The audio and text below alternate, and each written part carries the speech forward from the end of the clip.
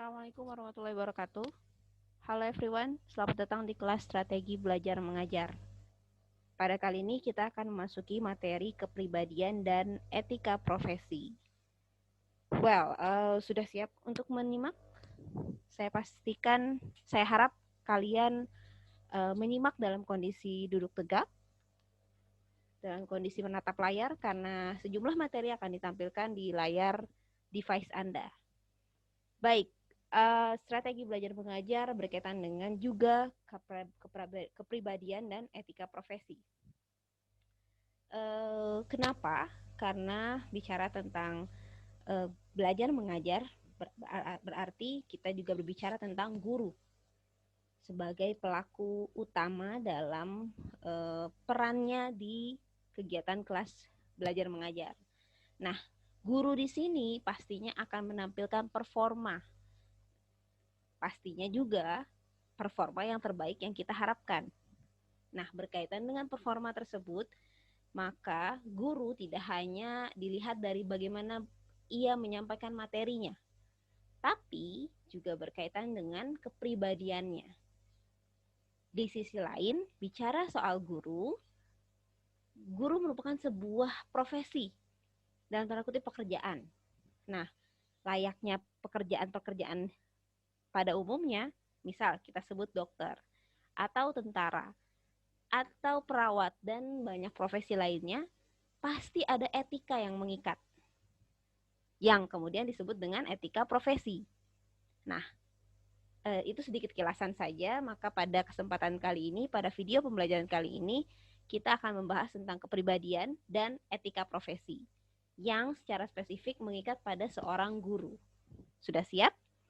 Saya pastikan kembali kalian dalam kondisi duduk tegak ya, dan perhatikan device atau layar yang akan menampilkan materi berikut ini. Selamat menyimak.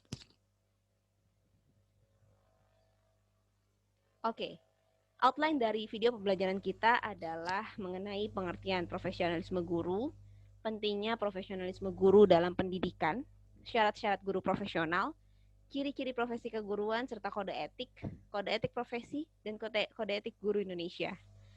Jadi, apapun yang akan kita bahas ke depan adalah tentang guru. Nah, kita masuk ke pengertian atau topik yang pertama. Profesional. Bicara soal profesi, pasti ada istilah profesional. Nah, berawal dulu dari profesional itu sendiri. Profesional merupakan orang yang menyandang suatu profesi. Atau juga bisa dikatakan profesional berkaitan dengan kinerja atau performance seseorang dalam melakukan pekerjaan yang sesuai dengan profesinya.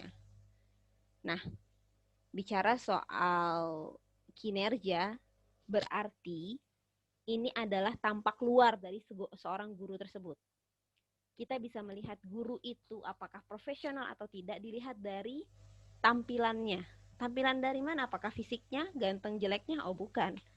Tapi lebih kepada bagaimana ia melakukan pekerjaan.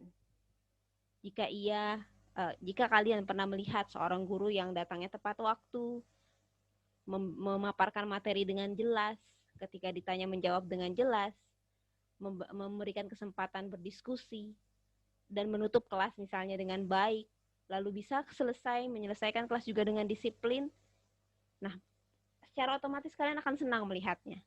Nah, itu yang tadi saya sebutkan bukan ciri-ciri dari performa yang baik. Dalam hal lain bisa kita katakan dia profesional.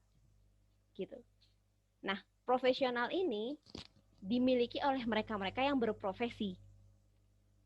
Jadi, kalau mereka memiliki profesi guru misalnya, maka kita akan secara otomatis memiliki indikator dia dikatakan guru yang profesional atau tidak. Indikatornya apa? Tadi, secara sederhana sudah saya sebutkan di awal. Misal dia datang di perkuliahan atau di pembelajaran tepat waktu. Dia memaparkan materi dengan jelas, menggunakan media pembelajaran yang tepat, menyampaikan dengan suara yang lantang, didengar oleh seluruh siswa atau peserta didik di dalam kelas tersebut.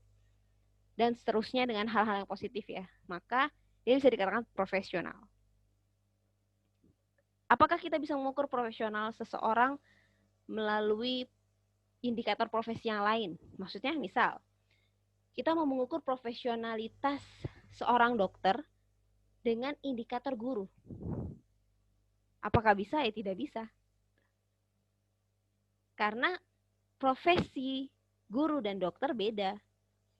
Dari segi penanganannya, bentuk tanggung jawabnya itu berbeda. Maka kita tidak bisa mengukur apakah profesionalitas guru dan dokter itu sama atau tidak gitu. Kalau secara umum mungkin sama ya. Kalau secara etika-etika yang tadi saya sebutkan, misal datang tepat waktu dan seterusnya, mungkin bisa gitu. Tapi kalau secara spesifik, kalau guru bicara tentang bagaimana ia mendeliver pembelajaran. Tapi kalau dokter berbicara tentang bagaimana dia mentreatment penyakit yang diderita oleh pasiennya. Secara esensial, secara umum mungkin memiliki kesamaan, tapi secara teknis sangat jauh berbeda. Maka ketika kita mau mengatakan dia profesional atau tidak, kita lihat dulu profesinya apa, baru kita bisa menilai. Nah, bicara soal profesi, maka kita mundur dulu. Apa sih profesi? Tadi kan kita bicara soal profesional. Profesional adalah orang yang menyandang suatu profesi. Nah, sementara profesi itu apa? Profesi secara terminologi adalah suatu pekerjaan yang mempersyaratkan pendidikan tinggi bagi pelakunya yang ditekankan pada pekerjaan mental. Suatu pekerjaan yang mempersyaratkan pendidikan tinggi bagi pelakunya yang ditekankan pada pekerjaan mental. Dan 3 pilar profesi yaitu pengetahuan, keahlian, dan persiapan akademik. Jadi dikatakan ia berprofesi kalau ada syarat dan ketentuan tertentu. Di sini yang dipersyaratkan adalah pendidikan tinggi bagi pelakunya. Pendidikan tinggi di sini tidak hanya untuk hal ini ya, tidak hanya kita definisikan universitas ya. Maksudnya adalah mempersyaratkan pendidikan tertentu. Misal, apakah kita bisa katakan, mohon maaf sebelumnya, apakah bisa kita katakan pemulung itu sebagai seorang profesi? Sebuah profesi maksud saya. Mungkin iya menghasilkan uang ya. Menghasilkan uang iya. Ada apa namanya? Ada pekerjaan tertentu yang ia kerjakan, iya ada. Tapi apakah mempersyaratkan pendidikan? Rasanya tidak ya. Maka tidak bisa kita katakan itu sebuah profesi. Berbeda misal kita bicara montir atau teknisi dalam bengkel ya. Apakah ia dikatakan profesi? Betul, iya. Kenapa? Karena ada syarat pendidikannya. Minimal SMK misal, atau minimal D3 misal. Gitu. Untuk montir-montir yang profesional pastinya ya. Nah, jadi ketika kita bicara soal profesi, maka ia mengandung syarat dan ketentuan. Apa syarat dan ketentuannya? Memiliki pengetahuan, keahlian, dan persiapan akademik. Gitu. Jadi ada ketiga aspek ini, baru kita bisa katakan itu profesi. Nah, bagi mereka yang memiliki profesi dan menjalankannya dengan maksimal, dari segi pengetahuannya dia cakap, dari segi keahliannya dia kompeten, dan dari segi persiapan akademiknya memenuhi syarat, maka bisa kita sebut sebagai profesional. Nah, selanjutnya ada istilah profesionalisme. Profesionalisme merupakan sifat yang ditampilkan dalam perbuatan, bukan hanya dalam kata-kata saja. Jadi dapat diperlihatkan bentuk profesionalnya. Istilah asingnya bisa kita sebut sebagai walk the talk. Jadi dia menjalani apa yang ia katakan. Jadi tidak hanya sekedar kata-kata saja. Nah, ini rekan-rekan semua berkaitan dengan profesi, profesionalisme, dan profesional. Jadi kalau kalian mau dikatakan seorang yang profesional, misal di bidang pekerjaan tertentu ya, dalam hal ini misal kita katakan guru, maka ia harus memiliki pengetahuan, keahlian, dan persiapan akademik yang sesuai dengan syarat dan ketentuan. Pernah tidak kalian menemukan guru lulusan SD? Kalau zaman dulu mungkin ya, kalau zaman dulu karena memang keterbatasan keterbatasan SDM, namun kebutuhannya tinggi. Mungkin saja ya, saya nggak tahu kalau zaman dulu. Tapi kalau zaman sekarang rasanya tidak mungkin ya. Karena untuk menjadi seorang guru SD sekalipun butuh pendidikan tinggi, minimal SPD, lulusan perguruan program studi sekolah dasar, PGSD. Pendidikan guru sekolah dasar. Jadi sekalipun misal dia mau mengajar di menjadi guru SMP, apakah minimal lulusnya SMP? Oh tidak juga gitu. Perguruan pendidikan tinggi. Jadi ketika kalian ingin menjadi seorang guru, maka harus memenuhi dulu syarat-syarat ini. Baru itu bisa dikatakan sebagai guru yang memiliki seorang yang memiliki profesi. Tapi apakah sudah dikatakan profesional? Nah, itu harus kita lihat lagi. Kita tinjau ulang kembali. Apakah dia cakap dalam menyampaikan materinya, memiliki pengetahuan yang luas? Apakah keahlian dalam mengajarnya kompeten? Kalau iya, maka bisa kita klaim, oh ini profesional nih. Seperti itu. Baik, selanjutnya. Prinsip profesionalitas. Prinsip-prinsip profesionalitas ada 5 di layar Anda. Yang pertama, memiliki bakat, minat, panggilan jiwa, dan idealisme. Ini menarik ya rekan-rekan. Seseorang bisa dikatakan profesional ketika dia menjalaninya dengan sepenuh hati. Silakan kalian tengok guru-guru kalian atau dalam hal ini misal pendidikan tinggi berarti dosen-dosen kalian yang terlihat sepertinya dia sangat memiliki effort yang tinggi. Menunjukkan profesionalitasnya. Nah, biasanya dilatar belakangi oleh memang dia itu memiliki bakat dan minat yang tinggi juga, serta memiliki panggilan jiwa. Mungkin kita tidak bisa bayangkan ya, banyak sekali berita yang berseliwer dalam tanda kutip di berita online gitu. Seorang guru honorer yang sudahlah honorer dia bekerjanya di daerah terdepan, terluar, terpencil. Tapi dedikasinya sangat tinggi. Nah, ini sudah sangat menjadi indikasi bahwa dia memiliki profesionalitas yang tinggi. Karena terlepas dari mungkin gajinya yang belum besar, tapi dia tetap semangat untuk mengajar. Rela menyeberangi sungai, rela visit dari rumah ke rumah peserta didiknya untuk memberikan motivasi semangat belajar. Jadi sangat dekat antara profesionalitas yang tinggi dengan minat dan bakat serta panggilan jiwa yang tinggi pula. Nah, prinsip yang kedua adalah memperoleh penghasilan yang ditentukan sesuai dengan prestasi kerja. Bicara soal profesional juga berkaitan dengan intensif atau penghasilan.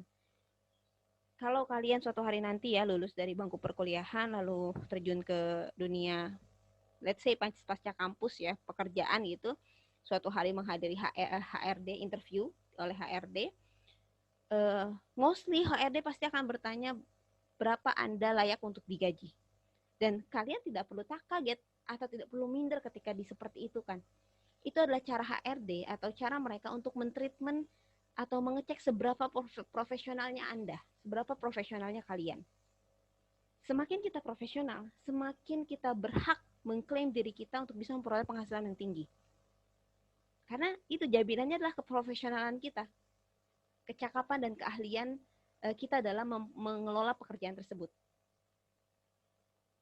Jadi, kalau kita mau menghargai seseorang yang sudah profesional, maka hargai dalam bentuk penghargaannya bisa berupa penghasilan yang layak. Seperti itu. Nah, prinsip yang ketiga, memiliki organisasi profesi yang berkaitan dengan tugas keprofesionalan guru. Nah, ini prinsip secara spesifik pada guru ya. Jadi memang dalam setiap profesi ada organisasi-organisasi penghimpunnya. Misal di guru ada PGRI, kalau di dokter misalnya ada Ikatan Dokter Indonesia. Gitu. Jadi ketika kita sudah mengklaim atau kita sudah memenuhi syarat profesional tersebut, maka selayaknya kita untuk bisa tergabung dalam komunitas atau organisasi tersebut. Dan yang selanjutnya keempat, memiliki komitmen, kualifikasi akademik, kompetensi, dan tanggung jawab. Ini prinsip yang harus dimiliki oleh mereka-mereka yang mengaku profesional. Komitmen, kualifikasi akademik, kompetensi, dan tanggung jawab. Yang terakhir, memiliki jaminan perlindungan hukum.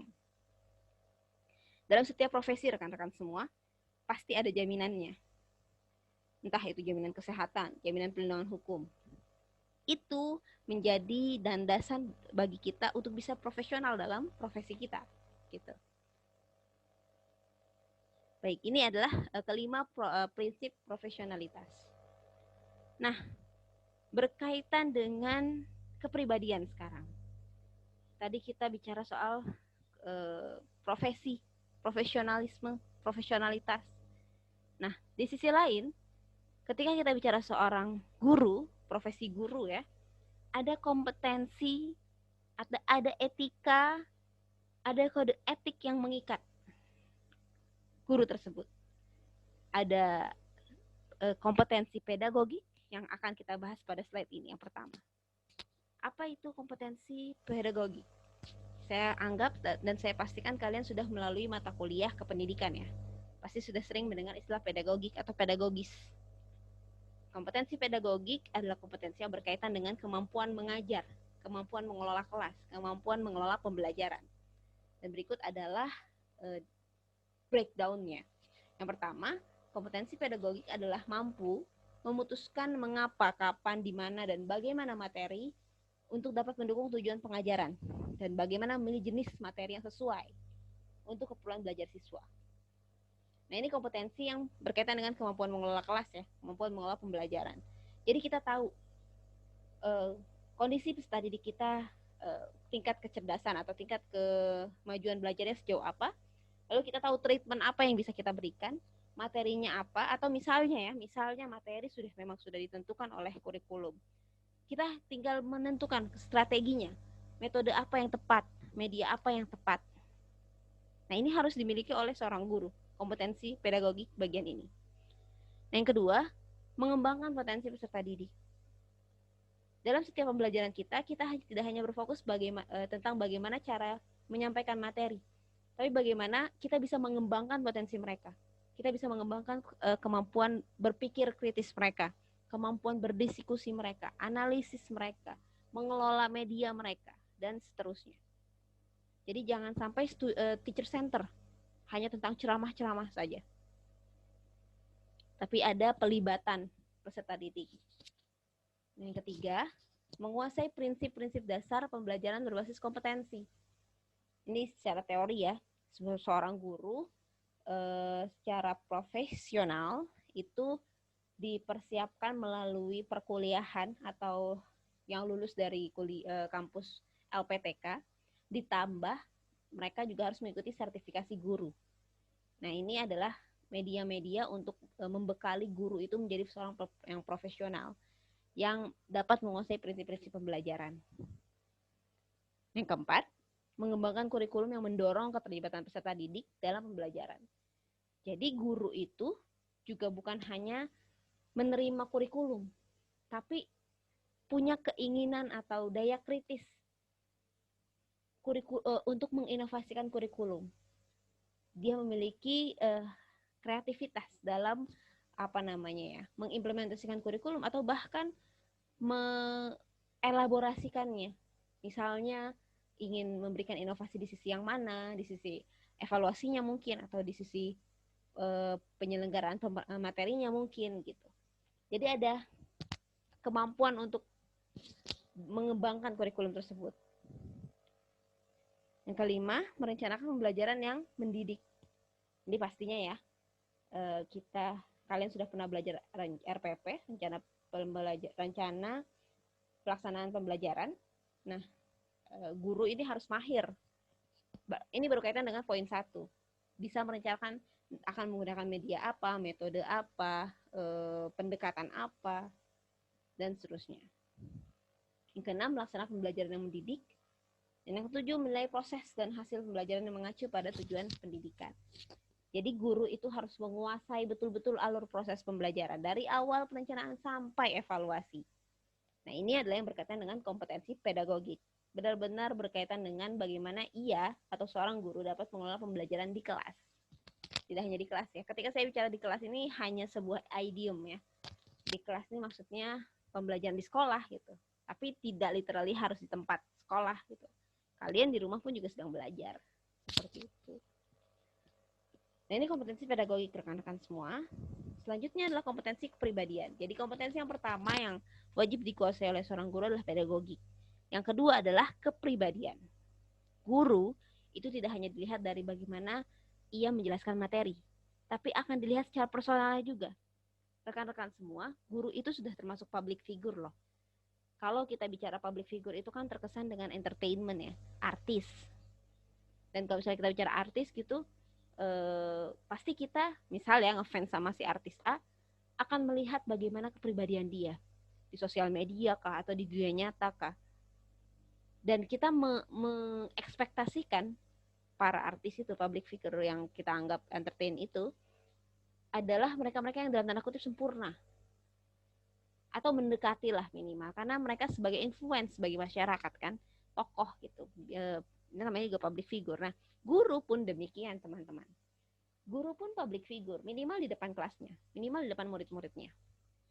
That's why guru akan sangat dilihat kepribadiannya. Gak jarang kita temukan berita ya kalau misalnya ada kesalahan dalam, misalnya si guru melakukan kesalahan, yang diklaim langsung gurunya, padahal kan oknum yang melakukan. Makanya kita ketika menjadi seorang guru atau profesi apapun harus memperhatikan kepribadian kita dan bertanggung jawab terhadap profesi yang sudah kita sandang. Nah, kompetensi kepribadian guru yang pertama adalah menampilkan diri sebagai pribadi yang mantap, stabil, dewasa, arif, dan berwibawa. Guru itu dipandang dan digugu dan ditiru. Jadi kita harus berpenampilan yang elegan, wibawa, dewasa. Karena murid-murid itu menganggap kita sebagai sosok yang sebagai sosok orang tua di sekolah. Kalau di rumah mereka memiliki orang tuanya sendiri, tapi kalau di sekolah kan orang tua tidak mungkin ikut. Nah, kita guru itu menggantikan posisi itu. Maka kita harus memiliki sifat yang arif, bijaksana, wibawa. Setiap kali diminta nasihat, kita memberikan nasihat. Nah, yang kedua, menampilkan diri sebagai pribadi yang berakhlak mulia, yang menjadi teladan bagi peserta didik. Nah ini, jadi seorang guru digugu dan ditiru, maka kita harus membawa visi untuk bisa ditiru yang baik-baiknya, untuk bisa menyebarkan kebermanfaatan teladan yang baik bagi peserta didik kita. Ingat rekan-rekan, ketika kita nanti mengajar menjadi seorang guru, ada 30 sekian siswa atau peserta didik yang menjadi tanggung jawab kita. Tidak menutup kemungkinan rekan-rekan ketika kalian nanti PKM misal hanya 2 bulan atau 3 bulan, tidak menutup kemungkinan kehadiran kalian itu memberikan sumbangsih positif bagi kehidupan mereka. Kita nggak pernah tahu, mungkin mereka nanti ketika lulus atau ketika sudah dewasa, dia melakukan kebaikan yang terinspirasi dari kalian. Waktu dulu ketika saya sekolah SMA atau SMK, ada guru PKM datang, dia sangat baik sekali, santun dalam penyampaiannya, lembut kalau misalnya dimintakan nasihat, mengajarnya sangat jelas. Karena dia saya jadi terinspirasi untuk jadi guru juga, atau karena dia saya terinspirasi untuk jadi orang baik. Kita tidak bisa menutup kemungkinan itu loh. Akan ada saja mungkin orang-orang yang terinspirasi karena kebaikan dan kearifan kita, karena teladan yang kita tularkan. Maka ini akan menjadi profesi yang sangat mulia rekan-rekan semua. Maka menjadi pribadi yang berakhlak mulia, teladan, dewasa, stabil, dan seterusnya akan memberikan warna tersendiri pada profesi guru itu. Menjadi duta dalam tanda kutip, bahwa guru itu layak untuk digugu dan ditiru. Yang ketiga, berperilaku sebagai pendidik profesional pastinya. Yang keempat, mengembangkan diri secara terus-menerus sebagai pendidik profesional. Ini berkaitan ya 3 dan 4. Jadi ketika kita memiliki kompetensi kepribadian ini, selalu mau belajar, selalu mau menguasai profesi yang sudah disandang. Dan yang kelima, menilai kinerja sendiri yang dikaitkan dengan pencapaian tujuan utuh pendidikan. Secara pribadi kita selalu mengukur diri kita apakah sudah sesuai dengan tujuan pendidikan. Tujuan pendidikan secara umum kan apa? Menjelaskan kehidupan bangsa. Nah, apakah kita selama mengajar sudah arahnya tuh ke sana, ingin mencerdaskan anak bangsa, ataukah hanya sekedar menggugurkan kewajiban? Nah itu salah tuh kalau hanya sekedar menggugurkan kewajiban. Jadi kita harus sebagai guru yang memiliki kompetensi kepribadian selalu refleksi, selalu melihat apakah sudah sesuai dengan tujuan. Nah selanjutnya kompetensi sosial. Yang pertama tadi apa? Betul. Yang pertama adalah pedagogik, kedua kepribadian, yang ketiga adalah kompetensi sosial. Sebagai seorang guru tidak mungkin dia hidup sendiri ya. Pasti juga ada lingkungan sosial yang ia interaksikan. Nah, secara sosial juga ada kompetensi yang harus dipenuhi oleh seorang guru. Yang pertama, berkomunikasi secara efektif dengan orang tua, peserta didik, masyarakat setempat. Jadi sebagai seorang guru juga selain public figure, public speaker. Bagaimana dia bisa berkomunikasi dengan orang tua dengan baik. Kalau dengan orang tua berarti kan komunikasi secara dewasa. Lalu bagaimana dia bisa berkomunikasi dengan peserta didik dengan baik. Berarti ada gaya komunikasi lain lagi tadi. Bagaimana bisa berkomunikasi dengan di luar masyarakat, di luar sekolah, maksudnya di masyarakat setempat. Jadi memang benar-benar seorang public figure yang harus memiliki kemampuan public speaking. Yang kedua, berkontribusi terhadap perkembangan pendidikan di sekolah dan masyarakat. Sebagai kompetensi sosial yang harus dimiliki oleh seorang guru, maka guru memiliki tanggung jawab untuk bisa berkontribusi. Minimal menghasilkan lulusan-lulusan yang berprestasi, atau misalnya menciptakan inovasi-inovasi produk yang bisa dimanfaatkan. Jadi secara sosial dia ada tanggung jawabnya. Yang ketiga, berkontribusi terhadap perkembangan pendidikan. Nah, ini lebih kepada inovasi yang dia lakukan ya. Misal menghasilkan media pembelajaran yang bisa diterapkan di sekolah lain atau di instansi pendidikan lain. Gitu. Nah, yang keempat, memanfaatkan teknologi untuk mengembangkan dan berkomunikasi. Nah, ini menjadi kompetensi sosial ya rekan-rekan. Maka rekan-rekan nih yang akan menjadi seorang guru atau calon guru atau minimal nanti ketika PKM di sekolah dituntut sekali untuk mampu menguasai teknologi. Ini menjadi tanggung jawab sosial kita. Gitu, apalagi dengan kondisi kita adalah generasi digital natives yang pagi sampai malamnya bersinggungan dengan digital, pasti ekspektasi para generasi X kepada kita adalah kita menguasai apapun itu bentuk metode media pembelajaran yang berbasis digital. That's why jangan pernah berhenti belajar untuk menguasai banyak media pembelajaran yang berbasis digital atau berbasis online. Well, yang pertama pedagogik, yang kedua profesional, yang ketiga yang kedua kepribadian, sorry, saya jadi lupa. Yang pertama pedagogik, yang kedua kepribadian, yang ketiga sosial, dan yang keempat adalah kompetensi profesional. Apa itu kompetensi profesional? Sama dengan apa yang sudah saya sampaikan di teori di pengertian yang slide sebelumnya tadi. Menguasai landasan kependidikan. Profesional di sini lebih spesifik kepada pendidikannya ya. Pemahaman dalam bidang psikologi pendidikan. Jadi ini benar-benar kepada profesinya, profesionalnya itu menguasai apapun yang berkaitan dengan profesinya. Nomor 3 misal, menguasai materi pelajaran yang sesuai dengan bidang studi yang diajarkan. Jadi ketika kalian nanti, ketika PKM misal, mengajar mata pelajaran marketing atau kewirausahaan, maka kalian benar-benar harus menguasai materi tersebut. Harus benar-benar sudah baca dulu atau minimal sudah belajar dulu. Yang keempat, kemampuan dalam mengaplikasikan berbagai metodologi dan strategi ya. Jadi benar-benar harus seperti yang tadi saya sampaikan sebelumnya. Ketika bisa dikatakan profesional, maka dia bisa menguasai bagaimana untuk bisa mendeliver materi dengan media-media tertentu atau dengan metode-metode tertentu. Yang kelima, kemampuan merancang dan memanfaatkan berbagai media dan sumber belajar. Yang keenam, kemampuan dalam melaksanakan evaluasi. Yang ketujuh, menyusun program.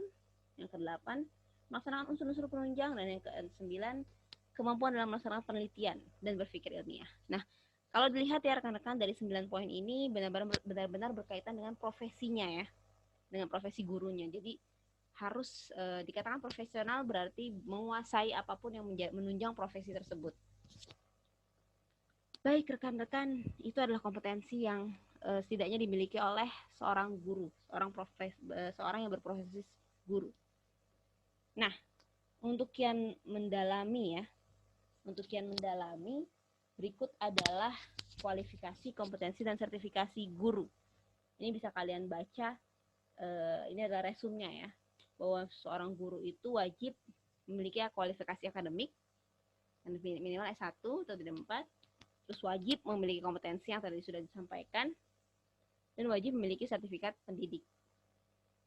Nah ini secara profesi ya, profesi keguruan ini yang harus dimiliki.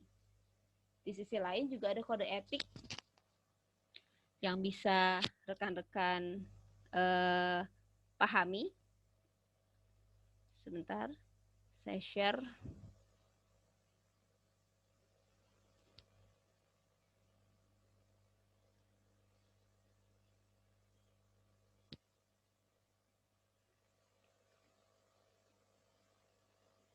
Oke. Nanti saya akan tampilkan secara terpisah bagaimana kode etik yang mengikat guru. Itu ada file tersendiri, bisa kalian baca. Nah, untuk kian memahami atau mendalami materi yang sudah disampaikan, berikut saya paparkan beberapa kasus rekan-rekan. Kasus yang pertama, heboh guru cabuli siswi.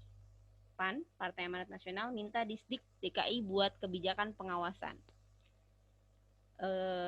Kita berfokus pada kalimat pertamanya, heboh guru cabuli siswi. Beritanya intinya adalah seorang guru honorer berinisial AM usia 32 mencabuli muridnya sendiri. Aksi pencabulan tersebut sudah berlangsung selama 3 tahun dan baru terungkap Desember 2020 lalu. Betapa mirisnya rekan-rekan semua. Ini adalah kasus yang nyata. Tadi kita sudah membahas bagaimana guru harus profesional, memiliki kompetensi pedagogik, profesional, sosial. Tapi ternyata di sisi lain kita tidak menutup mata ya terhadap banyaknya kasus-kasus yang menimpa dalam tanda kutip oknum guru. Salah satunya yang saya angkat hari ini. Nah, atau kasus yang kedua. Cerita para guru berinovasi di tengah pandemi corona. Tadi mungkin terkait hal yang negatif, nah ini ada yang positifnya. Guru memutar otak dan bekerja sama dengan Radio Republik Indonesia dan komunitas sebagai pengajar dan disampaikan lewat lewat radio maksudnya. Jadi ada cerita tentang guru yang memiliki inovasi karena pandemi ini ya, keterbatasan media pembelajaran, maka dia bekerja sama dengan radio untuk menjadikan radio tersebut sebagai media pembelajaran. Jadi pembelajarannya bisa didengarkan selama 1 jam mulai Senin hingga Jumat. Selama program, ia menyebutkan para guru bisa bergantian mengajar, memberikan materi yang mereka kuasai, dan tidak harus mengejar target kurikulum. Jadi ini inovasi yang dihadirkan oleh seorang guru. Maka ini menunjukkan bagaimana tadi ya, guru ini ternyata bisa berinovasi dan kreatif gitu. Kalau kasus sebelumnya tentang sesuatu yang cemooh, negatif, namun di sisi lain ada juga nih, prestasi di tengah pandemi. Atau kasus yang selanjutnya rekan-rekan. Perjuangan guru di pelosok garda untuk perangi COVID. Jadi ada seorang guru SMK Negeri 7 ND NTT yang bernama Wilfri Duskado dan Evan Faturrahman, guru negeri Batu Putih di Madura. Walaupun pandemi, mereka menunjukkan kegigihannya. Bentuknya adalah dengan karena mereka memiliki keterbatasan gawai ya, pandemi gitu. Maka kalau guru atas nama Kado mensiasatinya dengan mendatangi rumahnya. Jadi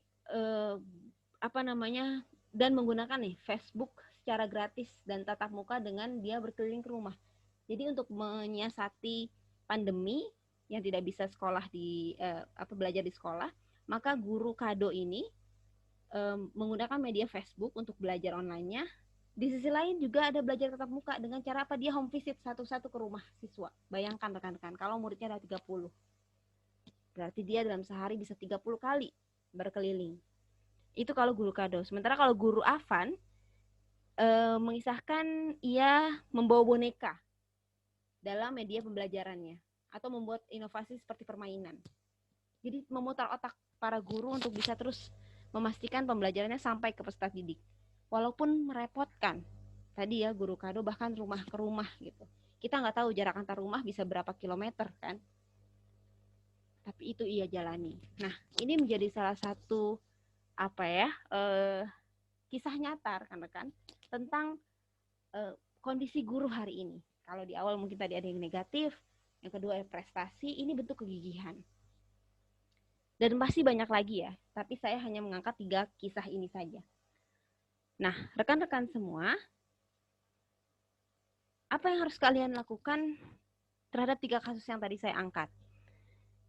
Ini sebagai bentuk internalisasi materi kita hari ini, saya minta kalian silahkan buat grup yang berisi 3-4 orang, lalu lakukan sebuah diskusi untuk mengidentifikasi kompetensi apa saja yang terlibat di dalam kasus-kasus tadi di atas. 3 kasus yang tadi ya. Kasus yang pertama tentang guru cabul, kasus kedua tentang guru yang berprestasi, menghasilkan sebuah media pembelajaran inovatif. Yang ketiga, kegigihan seorang guru. Nah, menurut kalian dari 3 kasus ini, analisislah, lakukan diskusi, identifikasi kompetensi apa saja yang terlibat di dalamnya. Lalu kalau kalian menemukan masalah dari masing-masing kasus, kalau ada masalahnya, utarakan solusinya. Utarakan solusi untuk bisa menemukan masalah tersebut. Bentuk diskusinya saya rasa diskusi ringan ya. Jadi kalian, poin kedua nih, rekam diskusi Anda menggunakan Zoom. Jadi kalian silahkan zooming gitu, 3 atau 4 orang ini. Lalu bahas nih, kasus per kasus. Lalu analisis. Tadi kalian sudah dapatkan materi tentang kompetensi. Nah, tinggal kalian cek, apakah guru yang kasus yang pertama ini, apa yang ternodai, kompetensi apa yang ternodai di sana. Kenapa? Menurut kalian kenapa kalau kalian memilih satu kompetensi, misalnya kompetensi A, kenapa kalian menganggap kompetensi A yang ternodai di kasus sana? Atau di kasus B, kompetensi apa yang ditonjolkan dari si guru B? Kalau kalian milih itu, apa alasannya? Dan seterusnya gitu ya. Saya rasa jadi sebuah diskusi yang menarik kalau kalian lakukan ini di Zoom, lalu kalian record. Setelah kalian record, upload di YouTube agar hasil pemikiran kalian dapat dinikmati jagat raya. Dan linknya kumpulkan di platform pembelajaran kita, yaitu Sibering. Durasi diskusinya saya rasa ringan, karena diskusi ringan maka tidak perlu lama-lama, bisa 10 menit. 10 menit maksimal gitu, atau ya kalau paling lebih dikit 15 menit maksimal deh gitu ya. Lalu sertakan paper sederhana ya, tidak perlu sampai seperti makalah ada bab 1, 2 dan seterusnya, tidak perlu, yang menunjukkan hasil diskusi kalian. Jadi apa yang kalian diskusikan tertuang secara tertulis di PDF kan ya, di format PDF, upload juga di Sibering. Diskusi ini bisa kalian lakukan sekarang setelah menyelesaikan video yang sudah kalian simak ini, bisa langsung dikerjakan. Terkait deadline dan seterusnya akan dibahas di platform pembelajaran kita. Baik, itu mungkin yang bisa saya sampaikan.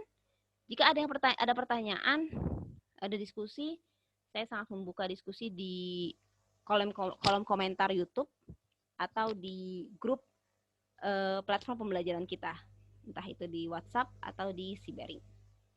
Terima kasih untuk perhatiannya rekan-rekan. Semoga bisa menjadi guru yang profesional, atau minimal sekali semoga kita bisa menjadi orang yang profesional terkait apapun profesi kita nanti. Mohon maaf jika ada kesalahan dalam penyampaian. Terima kasih atas perhatiannya. Tetap jaga kesehatan, tetap terapkan 3M untuk bisa menuntaskan, dan kita berdoa semoga pandemik ini segera berakhir. That's all. Thanks for attention. Assalamualaikum warahmatullahi wabarakatuh.